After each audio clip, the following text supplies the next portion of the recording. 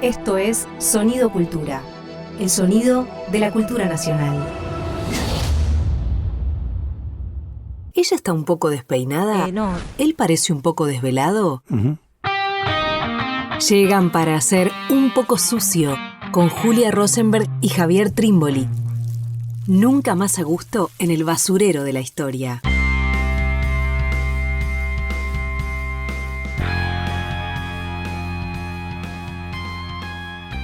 Bienvenidos, bienvenidas a una nueva emisión de Un poco sucio, con la voz un poco resfriada. Un poco resfriada, mirá.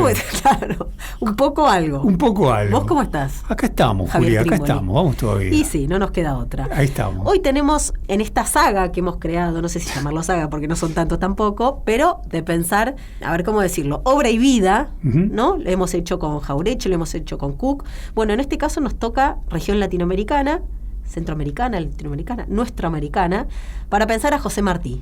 Sí, eso es una novedad que también de alguna manera fue una de las andariveles que seguimos en Un poco sucio, esto de intentar explorar América Latina de distintas formas, a través de distintos momentos, a través de distintas situaciones y coyunturas. Bueno, en este caso a través de una figura fundamental como es José Martí. Y que sin dudas, si lo decíamos respecto de otras personas, con Martí sucede que es muy difícil dividir, ¿no?, su escritura de su vida, ¿no? Claro. Quizás como ningún otro, me parece que hay una característica. ¿Cómo definía a José Martí? ¿Es un intelectual? ¿Es un revolucionario? Bueno, me parece que alrededor de esto le vamos a estar dando algunas vueltas, ¿no? Totalmente, porque hay algo, bueno, sin duda es uno de los poetas más importantes de nuestra América, para llamarlo con el nombre de su tan famoso texto del que vamos a hablar en más de una oportunidad durante la conversación de hoy, y al mismo tiempo también fue un revolucionario. Claro. Bien, por lo tanto, una y otra cosa se conjugan. Abordarlo de una manera o abordarlo solamente de otra siempre sería sesgado. Y al mismo tiempo Martí se instala en un destiempo, que en verdad es el destiempo de Cuba. ¿Por qué? Porque Cuba es la última colonia española. Claro. Mientras que el proceso revolucionario, como sabemos, se inicia hacia 1809-1810, bien, en el sur del continente, y hacia 1824, luego de la batalla de Ayacucho, en buena medida se da por derrotado al Imperio Español en América. La principal colonia que queda en manos españolas es Cuba, y va a quedar hasta 1898. Tardísimo. Tardísimo. ¿No? El propio Martí no va a ver la independencia Claro. de Cuba porque va a morir en 1895. Entonces él se ubica en un extrañísimo e interesantísimo destiempo. Claro. Su breve vida, vivió apenas 42 años, porque por un lado su lucha es una continuación de la de San Martín y Bolívar, pero por otro lado es una lucha que empieza a anticipar las luchas de los revolucionarios del siglo XX. Claro. Como un destiempo y a la vez también un espacio, ¿no?, en el que se va moviendo. Y si es difícil ubicarlo en un tiempo, también es difícil ubicarlo en un espacio, porque es una persona que vive permanentemente en el exilio, moviéndose en diferentes países. Algo vamos a decir alrededor de esto. Totalmente. Pero es como un desacomodo en todos los sentidos el de Martí, ¿no? Totalmente. Decíamos el texto al que vamos a ir y volver una y otra vez, Nuestra América, probablemente una de las composiciones más importantes a propósito de lo que es esto que además con tanto acierto dio de llamar de esa forma y no América Latina, que como se sabe es un invento de los franceses, también eludiendo el América hispánica, sino colocando la idea del nuestro como un pronombre posesivo que indica una relación, si se quiere, esencial. Bien, claro, pero él lo pudo hacer, entre otras cosas, ¿por qué? Porque quizás pocos tuvieron la perspectiva sobre Claro. América y la experiencia sobre América que tuvo Martí. Vivió en Guatemala, en México, en Cuba, por supuesto, pero Poquito. rápidamente fue corrido. Bien, en Venezuela, publicaba en Buenos Aires, estaba atento a la vida intelectual y cultural de todo lo que ocurría en el continente. Buenísimo. Y también, bueno, lo hablaremos después, la perspectiva desde los Estados Unidos, que sin duda también eso le permitió ver con otros ojos Totalmente. el resto de la región, ¿no? Quizás tendríamos que hacer donde vivió más tiempo. En Estados Claro. Unidos, por lo menos, vivió de 1880 a 1895, con algunos movimientos, o sea, casi 14 años. Muchísimo. Muchísimo tiempo. En Cuba vivió seguramente un poco más de 17 años, no más que eso. Claro. En su patria tan amada, tan querida, Claro. por la que tanto hizo, sin embargo, siempre vivió, o buena parte de su vida vivió en el exilio. Claro. Entonces, él es aquel que empieza a sospechar, y un poco más que sospechar, que Estados Unidos no solamente por un problema de rechazo a la estética, no probablemente por un problema de rechazo a la cultura espiritualista, sino por sus intereses económicos, por sus ansias de poder desmedida, es un peligro para América Latina, para nuestra América. Claro. Eso, ¿y qué más, Juli, vos? No, un último destiempo que quería señalar. Claro, nosotros pensamos desde Argentina a fines del siglo XIX y claro, es Roca, es el Estado Nacional, ¿no? Es en América Latina el momento de la consolidación de los Estados Nacionales.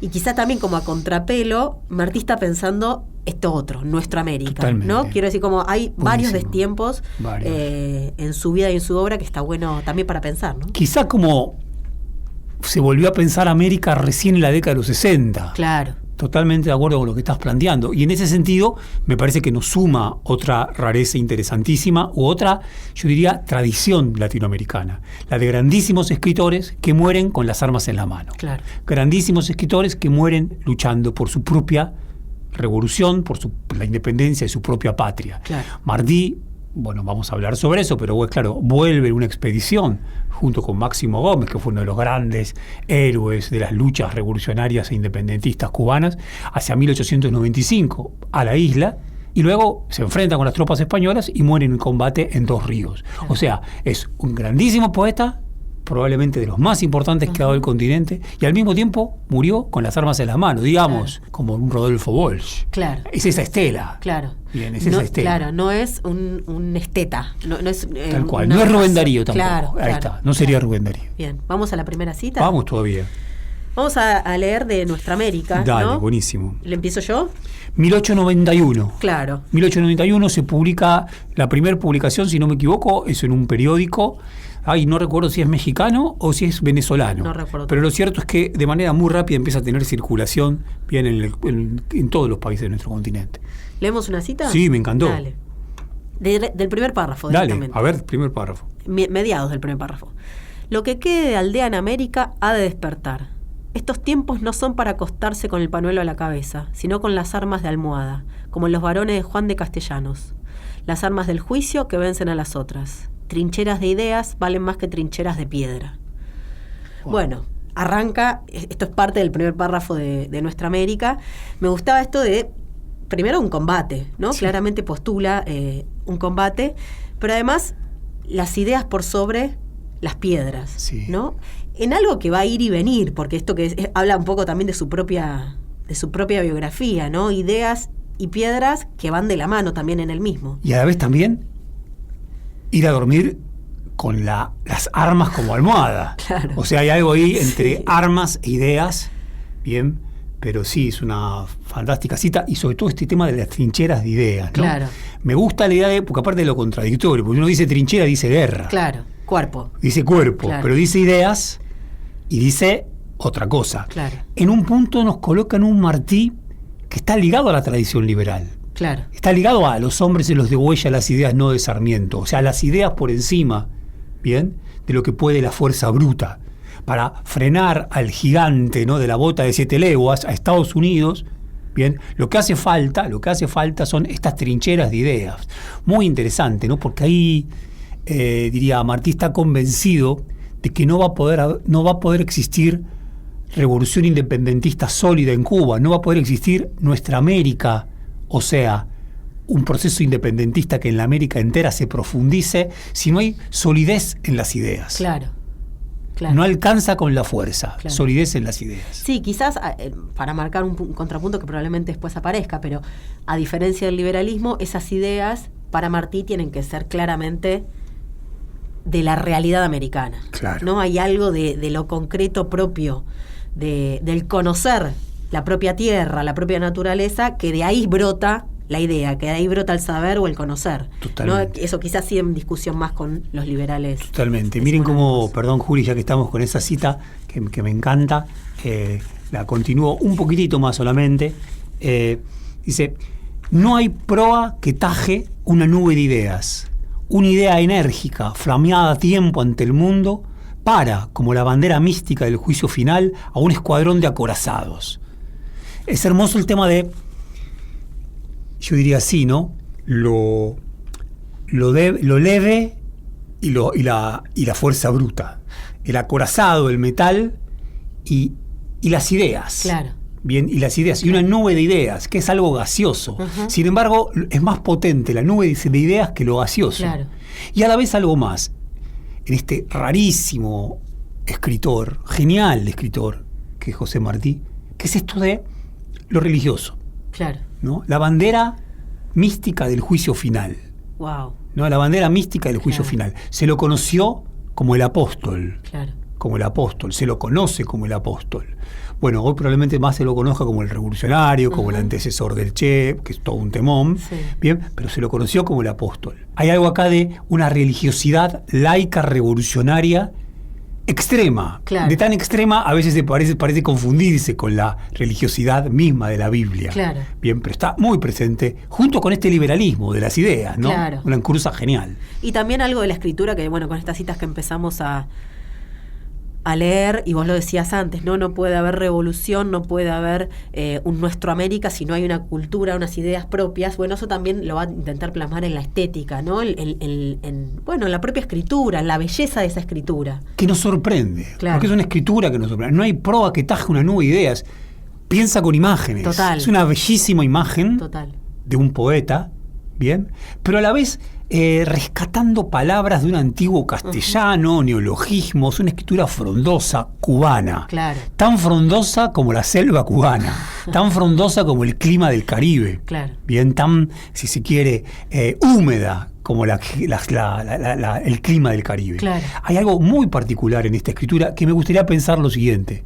Para Martí, y yo diría, para las mejores revoluciones, no hay revolución posible ni verdadera si no hay también una estética nueva que la acompañe. Claro. En Martí hay una estética nueva. Claro. Que luego se le va a poner la etiqueta de modernismo. Claro. Una etiqueta que sirve de poco. Claro. Lo importante es que acá, en esta escritura, se está plasmando Claro. otra estética.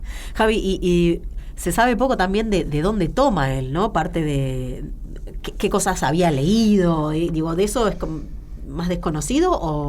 Que es una buena... Es raro, ¿no? Porque hay algo medio de vanguardia también, o sea... Sí, bueno, su escritura es de vanguardia. Claro. A ver, hay una cosa que es notable, lo vamos a contar ahora, ¿no? Ya lo decíamos y lo vamos a plantear. El destierro de Martí, larguísimo destierro, nada tuvo de calmo. Claro. Entre otras cosas porque él no solamente fue el desterrado, sino que miles de cubanos habían tenido que abandonar su propia patria. Nueva York estaba lleno de... Florida, antes de Miami, cuando las ciudades importantes eran Tampa y Cayo Hueso, estaba lleno de cubanos. Claro. El exilio de Martí está hecho de cientos, miles de asambleas, reuniones, meetings, como se dice, en donde él era un grandísimo orador, que hablaba de esta manera, arrebataba con imágenes extrañísimas, que muchos dicen nadie les entendía, pero les fascinaba igual. Claro. Bueno, había algo vanguardista en esta forma de hablar. Digo, Martí es un maestro, pero es un maestro que arrebata. Claro. Es un maestro que evangeliza en términos laicos. Claro. Es un raro maestro. ¿De dónde le viene esto? Bueno, él tuvo un grandísimo maestro, valga la redundancia, en Cuba, Mendive, si no me equivoco se llamaba. Poeta también, ¿no? Poeta que apostó muchísimo a él, y él además tenía una vocación por la lectura impresionante. Claro. Pero su padre era un valenciano, ¿no? Su padre, un valenciano, español, funcionario menor de la corona española, su madre una criolla que poco sabía y poco le interesaba la vida pública, la vida política, como que venía por otro lado. Claro. Varias hermanas y él, siempre económicamente muy apremiados. Claro. Y él, sin embargo, se inclina y se abraza el conocimiento y se lee todo. Y rápidamente tiene esta prisión siendo tan joven, ¿no? A los 17 años, si no me equivoco. 17 años. Va preso y luego de esa prisión se pasa un tiempo en Europa donde estudia. Claro, mucho claro. Ahí, ¿no? Ahí lo tremendo es que en Cuba tiene primeramente la llamada Guerra Larga. La Guerra Larga va de 1868 a 1878. Si no me equivoco, hubo 200.000 muertos entre cubanos y españoles durante esa tremenda Guerra Larga de 10 años. Wow. Era muy jovencito Martí cuando estalla la guerra. Él había nacido en 1853, por lo tanto tenía apenas 15 años. 15 años, bien. Y dijimos bien, 15 años, hacemos la cuenta bien, en un poco sucio, sí, hacemos la cuenta bien. Bueno, él intenta colaborar desde La Habana, en verdad la guerra estalla en el oriente de Cuba, bien, o sea, en la zona de digamos, más cerca de Santiago, de Camagüey, mientras él está en La Habana. La Habana está al norte y en el occidente de Cuba. Y él intenta emprender determinadas actividades periodísticas de colaboración con esta guerra larga que ha estallado. Bueno, de inmediato lo ponen preso. De inmediato lo ponen preso y lo mandan a un presidio para hacer trabajos forzosos en la caliza, que era, hay un libro por ahí que habla sobre los campos de concentración nazi, muy interesante, de Nikolaus Bachmann, y es un libro donde hace una suerte de genealogía de los campos de concentración. Bueno, se empieza a hablar de los campos de concentración en la guerra anglo-boer, ¿no? Finales del siglo XIX, ¿no? Entre los ingleses y los colonos holandeses. Ahora, cuando hace esa genealogía, este historiador alemán dice que los presidios de la Cuba aún española de la década de los 60, bueno, pueden ser pensados como antesalas de los campos. Claro. Ahí estuvo Martí. Tremendo. Ahí estuvo Martí, con 17 años. Claro. Por suerte sale rápido, pero sale rápido, tullido, muy lastimado de su cuerpo, y se lo manda a España. Como bien vos decías, en España aprovecha y estudia. Bien. Abogacía y estudia mucha literatura, Claro. letras. Bien. Y ahí se sigue formando. Claro. Tenemos que cerrar este primer bloque. ¿Vos Míramelo. podés creer? Pues, rapidísimo. Qué rapidísimo. Bueno, nos vamos a ir escuchando una canción. ¿Querés decir algo de la canción? Es Rubia, el cabello suelto de Pablo Milanés. Claro, es una bellísima canción, que es una poesía de Martí, que Pablo Milanés en la década de los 70 transforma en una canción. Y quizás podemos decir algo después de esto. Buenísimo, dale.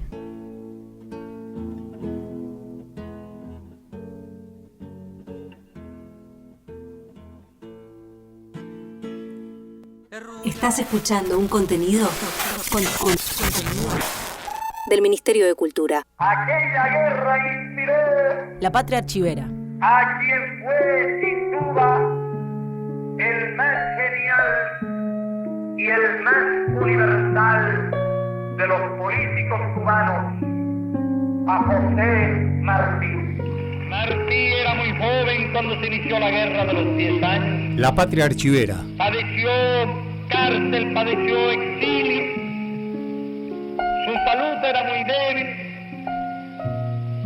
pero su inteligencia extraordinariamente poderosa. Fue en aquellos años de estudiantes, paladín de la causa de la independencia, y fue capaz de escribir algunos de los mejores documentos de la historia política de nuestro país, cuando prácticamente no había cumplido todavía 20 años. Martí ha sido el más grande pensador político y revolucionario de este continente. Y eso no es algo que se diga hoy como de ocasión, porque conmemoramos un aniversario, sino algo que se ha dicho siempre, y que se ha dicho muchas veces, y que se dijo en el Moncada, y que se dijo siempre. Porque allí, cuando los jueces preguntaron quién era el autor intelectual del ataque al cuartel Moncada, sin vacilación nosotros respondimos: Martí fue el autor intelectual del ataque al cuartel Moncada. Estábamos escuchando las palabras de Fidel Castro. Por el recorte que encontramos, no pudimos eludir la musiquita emocionada de fondo. La Patria Archivera musicalizada. Y tampoco pudimos dar con el año de ese discurso, de esas palabras de Fidel. Pero nos interesaba, bueno, primero esta continuidad tan tajante que plantea, ¿no? El autor intelectual del asalto a la Moncada es José Martí. Claro. ¿No? La revolución que ellos hicieron a partir de 1959 es la misma que de Martí, ¿no? Y en realidad lo pensás y no pasó tanto tiempo, ¿no? Sí, no pasó tanto tiempo. Casi la distancia nuestra con el peronismo. Y a la vez también formalmente hubo algo muy parecido. Digo, claro. Los intentos de Martí desde Nueva York, desde la Florida, era invadir Cuba a través de embarcaciones, como finalmente fue con el Granma, claro.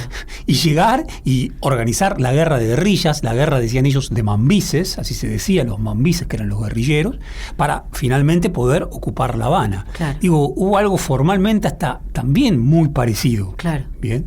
Y también del mismo enemigo, de alguna manera, ¿no? Porque claramente lo de Martí es pensando en una independencia de España, pero también los Estados Unidos ya aparecen, bueno, Claro. en nuestra América y en sus textos más finales como el peligro, ¿no? Totalmente.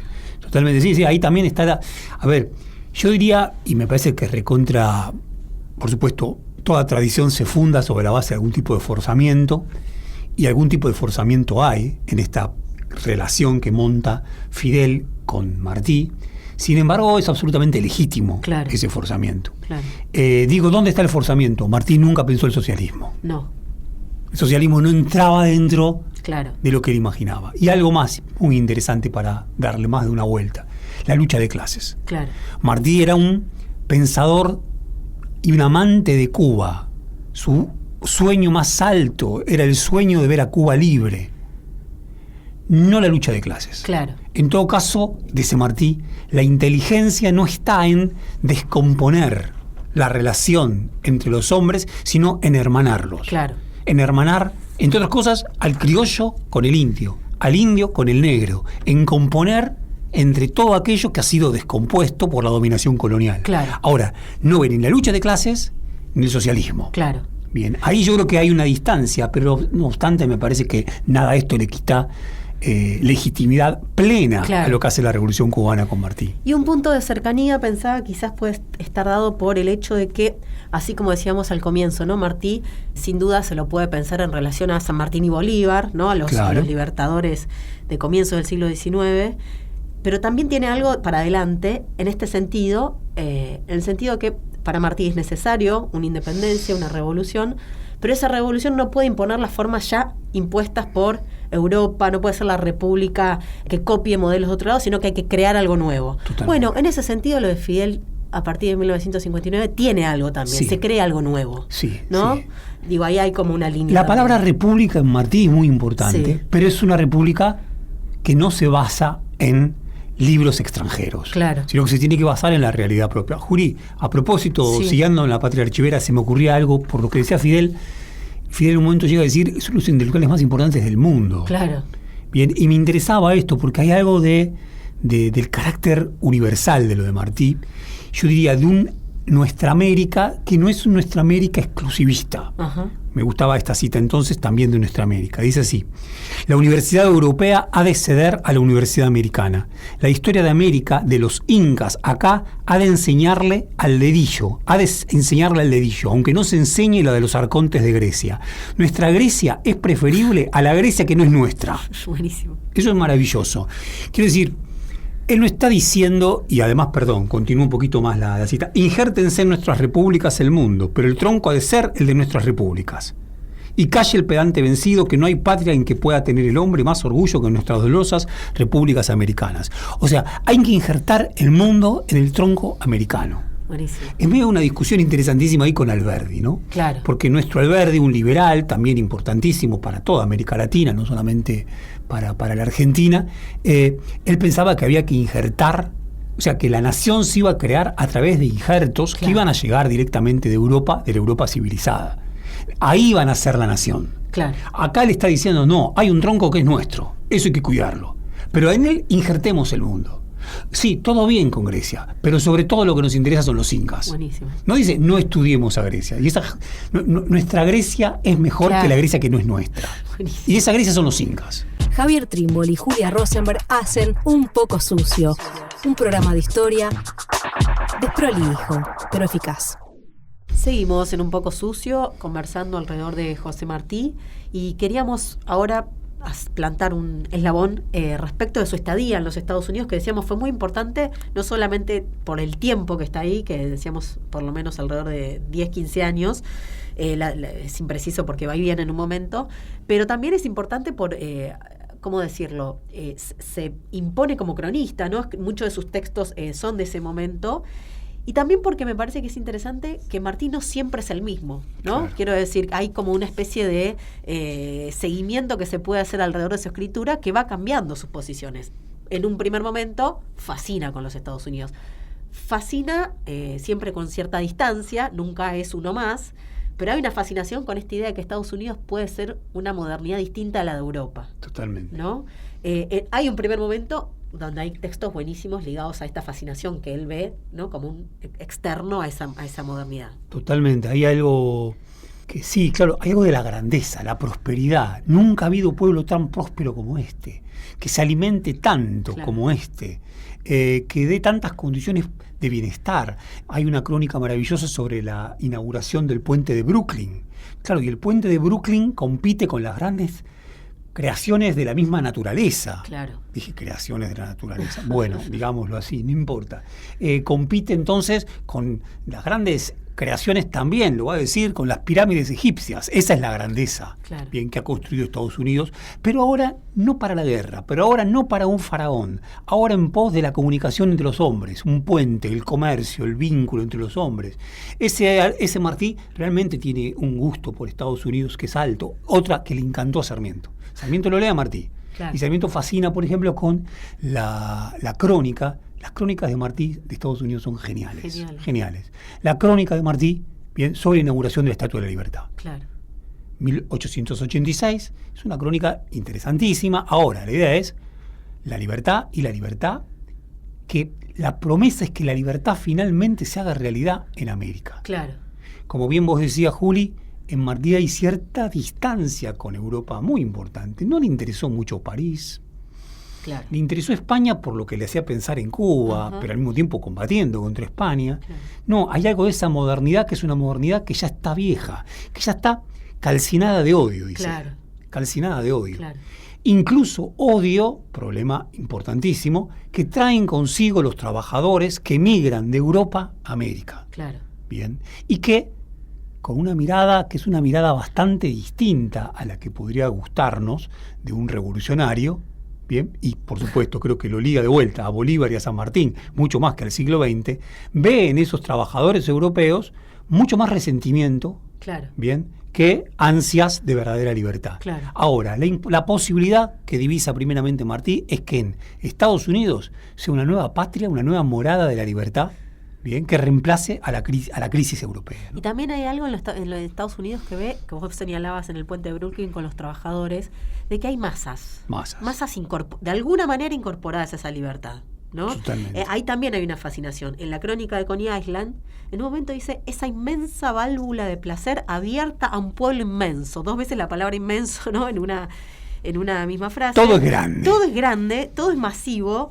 Y la válvula de placer, ¿no? Porque la descripción que hace de la población disfrutando en Coney Island, este lugar donde se va a vacacionar, es de placer, es de gente que está consumiendo, que está ante espectáculos, ¿no? Es como algo... Que se bañan, que se desnudan sin vergüenza. Mar del Plata en el año 48. Tal cual.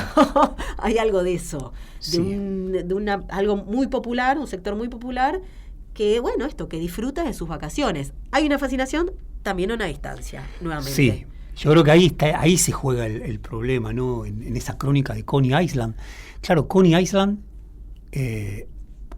quizás algunos lo recordamos por una gran película de Walter Hill que se llama The Warriors, que termina en Coney Island. Hay muchas películas con Coney Island. Pero claro, antes de Disney, Coney Island era el parque de diversiones por excelencia. Algunos dicen que incluso los rascacielos de Estados Unidos se ensayaron primeramente en Coney Island como parque de diversiones. Era un gran lugar de... esparcimiento de masas. A Martí le encanta, pero al mismo tiempo también le parece monstruoso. Lo monstruoso está en qué cosa. Dice, nosotros nos debemos inmediatamente un ideal. Acá no hay ideal. Pura materia. Acá hay pura materia. Acá hay puro bienestar. Hay puro consumo. Quizás no lo señala tanto acá, pero Estados Unidos es una república que se debe a la mera acumulación de fortunas. Nosotros tenemos otra templanza, tenemos otro, dice él, y ahí construye un nosotros americano a distancia, ¿no? Me parece que es recontra interesante eso, y además algo más importantísimo. En Coney Island hay mujeres solas, que sin duda, dice él, han dejado a sus hijos con niñeras quizá, y cuando vuelven no tienen ganas siquiera de darle un beso. Hay algo que está desmembrado, hay una masa desmembrada. Dejó de haber raíz. En otra crónica, un domingo en Nueva York, se llama algo así, dice, este pueblo no tiene patria. Ya no hay patria acá. Entonces ahí empieza a ver los grises, los contrastes. Bien, contrastes que se van agudizando, ¿no? Sí, y es, decime si me equivoco, Javi, pero un momento clave en ese contraste tiene que ver con lo que sucedió el 1 de mayo de 1886 con el asesinato del 5 anarquistas, si no me equivoco, 5 o 7. Eran 7, pero creo que finalmente son los asesinados, los que terminan muriendo son 6, los mártires de Chicago. Los mártires de Chicago, donde él tiene varios textos ligados a eso, donde en un comienzo ve que el problema son aquellos anarquistas que vienen con ideas de Europa, pero que después, también empieza a ver que Estados Unidos es el mismo. De hecho, una de las crónicas más conocidas, si no me equivoco, el drama terrible, termina diciendo Estados Unidos es lo mismo que Europa. Sí, tal cual. ¿No? Ya aquella fascinación que tenía por la posibilidad de que sea otra modernidad termina emparetándolos. Totalmente. Sí, me parece que hay algo que se está moviendo. Así todo te diría, Juli, porque también es de 1886 la crónica sobre la Estatua de la Libertad. Claro. Mi impresión es que compite todo claro. esto. Sí, sin duda, sobre el final se acelera, y se acelera al punto que Martí escribe esto, que es maravilloso, en una carta a un amigo, Manuel Mercado, si no me equivoco, mexicano, firmada el día antes de su muerte, el 18 de mayo de 1895. Viví en el monstruo y le conozco las entrañas, y mi onda es la de David. Y anteriormente había dicho, mi hermano queridísimo, ya puedo escribir, ya puedo decirle con qué ternura y agradecimiento y respeto lo quiero. Bueno, y estoy acá de tratar de impedir a tiempo con la independencia de Cuba que se extienda por las Antillas los Estados Unidos y caigan con esa fuerza más sobre nuestras tierras de América. Cuanto hice hasta hoy y haré es para eso. Bien, no hay duda. El tema ahora es frenar. Acá habla más de Estados Unidos bien que de España, por supuesto. La alternativa de Estados Unidos es la posibilidad de que Cuba se independice gracias a Estados Unidos. Ese gracias, bien, para Martí sin duda es una desgracia, no una gracia. Lo conversábamos hace un par de pocos sucios atrás cuando hablábamos de Nicaragua, ¿no? Más o menos en el mismo momento, Estados Unidos con una presencia fortísima sobre toda esa región. Totalmente. O sea, Martí ya está advirtiendo eso también por lo que pasa en otros países. Y me gustaría, Julia, agregar también algo, una crónica poco conocida de Martí, en donde habla de la muerte de Marx. Y claro, en algún punto lo valora Marx. También es ambivalente. Pero también es ambivalente, porque Marx cultiva el odio. Claro. Y el odio de clases. Total. Y no es por ahí. Quiero decir, raro. Hay un crítico cultural bien importante que se llama Julio Ramos, que tiene un libro, Desencuentros en América Latina, que vale, pero es un libro muy de la década de los 90, si no me equivoco, del 89, en donde lo critica a Martí en un punto, toma distancia de él, porque hay algo de un Martí finalmente conservador. Claro. Ahora, bajo otra mirada, la de probablemente un amigo nuestro que ha escrito algo maravilloso sobre Martí, que es Matías Farías, está la idea de que en Martí la posibilidad de que nuestra América constituya otra modernidad. Claro. Una modernidad que le ponga freno a lo más brutal del capitalismo, a lo más brutal, bien, del progreso mismo. Bien, casi en un estilo, podría decir, una senda que luego va a ser la de Benjamin. Claro. Pero pensando el peronismo, uno dice, hay algo ahí de Martí y de esta distancia que toma con la lucha de clases, que tiene mucho que ver con Eva, que tiene que ver con ricos Perón, y pobres. que tiene que ver con cómo hacemos para no romper todo, más que con Eva, con Perón. ¿Cómo hacemos para no romper todo? No tiene sentido romper todo. Leo un pedacito de Nuestra América. No hay odio de razas, porque no hay razas. Los pensadores canijos, los pensadores de lámparas, enhebran y recalientan las razas de librería, que el viajero justo y el observador cordial busca en vano en la justicia de la naturaleza, donde resaltan el amor victorioso y el apetito turbulento, la identidad universal del hombre. Peca contra la humanidad el que fomente y propague la oposición y el odio de las razas. Totalmente. No hay odio. No hay odio. Esto también es, para una persona que dio la vida, totalmente. ¿no? No, es raro. Y lo va a decir. No del odio. Lo va a decir, voy a la guerra sin odio. Claro. Voy a la guerra sin odio. Claro. Hay que hacer la guerra sin odio. Hay que hacerla porque es necesaria. Claro. Pero no porque la queremos. Claro. Wow. Y ahí se mueve algo que uno dice su padre, ¿no? Su padre español. Su madre que no era una convencida política. Digo, hay algo ahí de un humanismo. Ajá. Un humanismo latinoamericano maravilloso, evangélico. Claro. Y también la búsqueda de lo propio, ¿no? De nuevo, no es el odio de la lucha de clases, sino que acá tenemos que crear algo distinto. Totalmente. No se puede reproducir. Bueno, ahí también una búsqueda muy propia. Juli, me interesaba otra cita más de Nuestra América. Sí. No hay batalla entre la civilización y la barbarie, sino entre la falsa erudición y la naturaleza. Buenísimo. Sarmiento. Está discutiendo Sarmiento. Total. Sarmiento esto no lo llega a leer. Sarmiento gusta tanto de esa crónica sobre la inauguración de la Estatua de la Libertad que le pide a Paul Groussac que la traduzca al francés y se publique en Francia, cosa que no ocurre. Pero al mismo tiempo Sarmiento dice, me parece bárbaro este muchacho, pero lo veo demasiado nuestro, demasiado americano.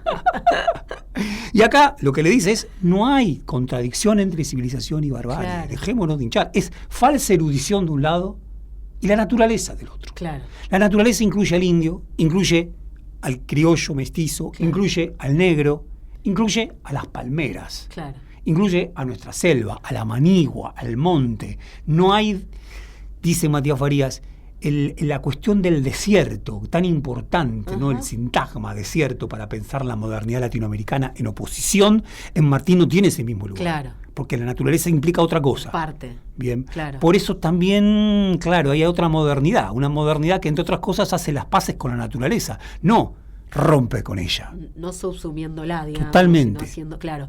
No, sabemos que Sarmiento leyó a Martí, no sabemos si Martí leyó a Sarmiento. No, Martín sí lo Sí, hizo, claro. por esa cita decís. No, en general, En estaba general. muy atento a Sarmiento, incluso algún par de veces lo Ah, menciona, mirá. lo menciona. Y además porque Martí publica en La Nación. Claro. Martí desde 1882, si no me equivoco, publica en La Nación. Claro. No solamente eso, Martí durante un año es cónsul argentino en Claro. Nueva York y labura de eso. Claro. Cónsul uruguayo fue por muchísimos años. Su trabajo principal siempre fue el de maestro y el de periodista. Pero también tenía esta manera de ganarse la vida. Pensemos, hoy la obra y la leemos, la reconocemos, se ha editado, se estudia en la facultad y estamos contentísimos con leer a Martí, pero en vida apenas publicó un par de libros, Martí. Claro. Y que fueron muy poco recibidos, muy poco bien recibidos. Claro. Bien, eso nomás. ¿Con qué seguimos? ¿Con qué y hay de todo, Juli. Yo ahí te diría que hay algo ahí que me encanta, ¿no? Como hay un texto, otro, que se llama, que me parece la introducción, un genial, un poema, el poema del Niágara, de un poeta venezolano, Pérez Bonalde, que me parece interesante una idea ahí, fundamentalmente, también Matías Farías lo rescata mucho, que es esta idea de la nostalgia de la hazaña. Claro. Nostalgia de la hazaña. ¿Qué pasa cuando el poeta, y él está escribiendo esto a comienzo de la década de los 80, cuando fracasó la Guerra Larga, la Guerra Chica, que duró un año, también fracasó, y él al mismo tiempo está en una intentona revolucionaria junto con Máximo Gómez y con Calixto García, que no funciona y termina rompiendo, Claro. por lo tanto es un momento de retroceso político. Y él ahí está pensando, ¿qué pasa entonces cuando ya los hombres no pueden producir hazañas políticas? Y lo que ve entonces es que cuando el hombre no produce hazañas políticas, el poeta puede encontrar en la naturaleza unas nuevas hazañas. Claro. En la naturaleza y en su propio espíritu. Ahora, me parece que lo que queda sobresaliendo como problema es este tema de la hazaña. Claro. El hambre de producir hazañas. Como poeta, como político, como revolucionario. En esa coyuntura, cuando escribe el prólogo de ese poema, el poema del Niágara, la impresión es que ya en la política está cerrado eso. Claro. No es el odio si es la hazaña, ¿no? No es el odio, sí es la hazaña, pero al mismo tiempo, mirá qué interesante, es un Martí que en parte se adelanta y está pensando en nosotros. ¿Qué lugar hay en el siglo XXI para la hazaña política? Claro. Fidel no tiene duda en que hay hazañas políticas. Total. En Martí esta duda acerca de si hay posibilidad de hazaña política es permanente, Claro. que es la misma duda acerca de el estatuto de los héroes. Claro. Sigue habiendo héroes. ¿Podemos seguir jugando a los héroes? Algo parecido dijimos con Borges hace un par de Poco Sucio. O ya el tiempo de los héroes pasó. Pasó, claro. ¿No? Muy dudas de final del siglo XIX. Claro. Bien. Sí, y a la vez también hay una partecita que cita Matías también en su texto, que se dice, una tempestad es más bella que una locomotora. Totalmente. ¿No? De nuevo, como la naturaleza encuentra en la naturaleza una respuesta posible a la... No nos sirve de nada ferrocarriles, locomotoras, si además no hacemos algo también con lo propio, ¿no? Totalmente. En la naturaleza también una respuesta a ese intento de modernidad alternativa, una modernidad distinta Totalmente. que la que proponía Bien. Europa, ¿no? Casi lo contrario de lo que van a decir los futuristas a comienzos del siglo XXI, Claro. futuristas que preanuncian el fascismo, Claro. ¿no? Donde la locomotora o un auto de carrera es más bello, Claro. bien, que la Gioconda o que la Venus, Ajá. bien. Y esto también nos habla mucho, me parece, en algún punto. Sí, claro. Sobregirados de la máquina, digamos. Totalmente, sobregirados. Buenísimo. Che, Juli, mirá, ¿te Nos parece? queda poquito ¿Cuánto nos tiempo. queda? Y poco. Qué poco Una más. sucio. Qué poco sucio. Qué poco sucio. Elijamos una cita más. Una cita más. Sí, yo diría, el poema, ¿te parece el poema este de versos sencillos? Me encanta. Dale. Dale. Léelo vos. Pero estoy resfriada. No ¿Lo leo importa, igual? lee vos, sí, queda muy lindo. No, no queda. Dale. Sueño con claustros de mármol, donde en silencio divino los héroes de pie reposan. De noche, a la luz del alma, hablo con ellos, de noche. Están en fila, paseo. Entre las filas, las manos. De piedra les beso, abren. Los ojos de piedra mueven. Los labios de piedra tiemblan. Las barbas de piedra empuñan. La espada de piedra lloran. Vibra la espada en la vaina. Mudo les beso la mano. Hablo con ellos, de noche. Están en fila, paseo. Entre la fila lloroso. Me abrazo a un mármol. Oh mármol, dicen que beben tus hijos su propia sangre en las copas venenosas de sus dueños. Que hablan la lengua podrida de sus rufianes. Que comen juntos el pan del oprobio, en la mesa ensangrentada. Que pierden en la lengua inútil el último fuego. Dicen, oh mármol, mármol dormido, que ya se ha muerto tu raza. Échame en tierra de un bote el héroe que abrazo. Me hace del cuello. Barre la tierra con mi cabeza. Levanta. El brazo le lucelo mismo que un sol. Resuena. La piedra busca en el cinto, las manos blancas del soplo, saltan los hombres de mármol. Claro, buenísimo. La duda sobre la vida o no vida de los héroes. Del mármol. Bien, primeramente solamente mármol, el héroe, ya está, ¿no? Como nosotros hoy con San Martín. Claro. Y de repente los héroes están vivos y lo atrapan. Le dan una buena tunda, le dicen, loco, ¿cómo supusiste que estábamos muertos? Seguimos vivos como héroes. Bueno, más allá de que acá le da una respuesta, mi impresión es que, al igual que con el tema de la hazaña, son temas que están permanentemente en Martí. Claro. Bien, como cuestión abierta que no se decide. Claro. Y en un punto me parece... Que es pasado y es su presente también, ¿no? Totalmente. Esa pregunta. Es pasado, es su presente, es nuestro propio presente, Exacto. es el futuro del continente, bien, es lo que fue el siglo XX y lo que es el siglo XXI. Bien, me gustaría esto, ¿no? Sí. También porque la muerte de Martí es una muerte muy bien compleja. Martí, sus últimos años, cuando está organizando una última expedición a Cuba, España una y otra vez hace amagos de ser más contemplativo con Cuba y de permitir ciertas libertades, darle determinadas diputaciones, lograr alguna forma de, ya no asimilacionismo de Cuba a España, sino de igualdad entre Cuba y los estados que componen el Reino de España. Ahí se mueve Martí. Martí está convencido de que no queda otra que la independencia. Claro. Ahora, quiere que la campaña que va a emprender sea una campaña que se emprenda cuando el pueblo esté convencido. Claro. Finalmente un poco apurado, o sea, de vuelta, como todo revolucionario, entre el tiempo y la sangre, Claro, digamos. claro. El tiempo y la sangre, la organización Claro. y la sangre. ¿Qué priorizamos? Claro. Bueno, él está en esa dicotomía tremenda. Y también la diferencia temporal con las revoluciones de independencia nuestras, digamos, o del resto del continente, que fueron independencias políticas, pero que a su modo de evaluación, a fines del siglo XIX es un balance, no condujeron esas independencias políticas a una Nuestroamérica soberana, Totalmente. ¿no? Entonces hay necesidad de una independencia política, pero también una autonomía.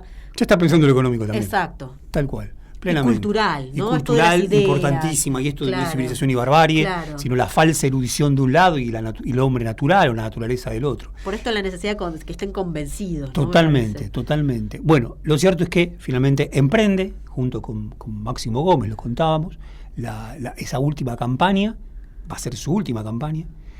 Sin embargo, nunca había tomado un arma, Martí. Claro. Nunca había tomado un arma. No tenía entrenamiento. Hay un discurso de Chávez donde lo cuenta y está muy bien. No había tenido ni siquiera entrenamiento. Entonces los mambises, los guerrilleros le dicen, no, vos tenés que volver a Estados Unidos y organizar desde allá. Y ya le dicen, futuro presidente. Usted va a ser nuestro presidente. Vuelva, maestro. Y él no quiere volver. Claro. Está convencido, o mejor dicho, tiene vergüenza de haber, con su verba tan encendida en tantísimos discursos, haber llamado una y otra vez a la lucha, a entregar la vida, al sacrificio, palabra Claro. que en Martí es importantísima, y sin embargo no haber tomado nunca un arma. Claro. Recibe la orden de quedarse en un punto y no acepta esa orden. De repente, junto con otro muchacho, se lanza al ataque a caballo y es rápidamente muerto. En la primera expedición, ¿no? En la primera expedición. Claro. Es la primera vez que entra en combate y en ese primer momento muere. Muere. Su muerte es una duda enorme. Casi quiso ser un héroe o estaba ya cansado. Las disensiones entre los caudillos Claro. cubanos eran miles y estaba un poco harto de esas disensiones. Claro. Es una muerte que tiene mucho de enigma. Claro. Bien. Sí, ahí Matías Farías, en este texto que estaba citando Javi, en un libro que se llama Desierto y Nación, propone también algo interesante, ¿no? Leer esa muerte o esa necesidad de combate como una parte más de esa escritura, ¿no? Claro. Es decir, como palabras que también están en acción, ¿no? Hay Martín un momento en una de las últimas piezas que escribe también, algunos dicen que es su testamento literario, a Gonzalo de Quesada, si no me equivoco se llama, en un momento va a decir algo así como: sobre Cuba he escrito un montón de cosas, pero ninguna tan importante como lo que voy a hacer, ¿no? Y ahí está la idea de vuelta, el escritor y el revolucionario, Ajá. las palabras y los hechos. Ujú. Bien, esa pulsión, Buenísimo. esa tensión, ahí se monta Martí. Hemos llegado al final de este Un poco sucio sobre José Martí. Es una invitación a la lectura, queda muchísimo material, por supuesto, para pensar. Así que, bueno, sus obras completas se descargan de la web muy fácil, además. Bárbaro. Así que se Y pueden por lo leer. pronto que se entreguen a nuestra América, a todos nuestros amigos y amigas. Nos vamos escuchando Guantanamera por Compay Segundo. Bárbaro.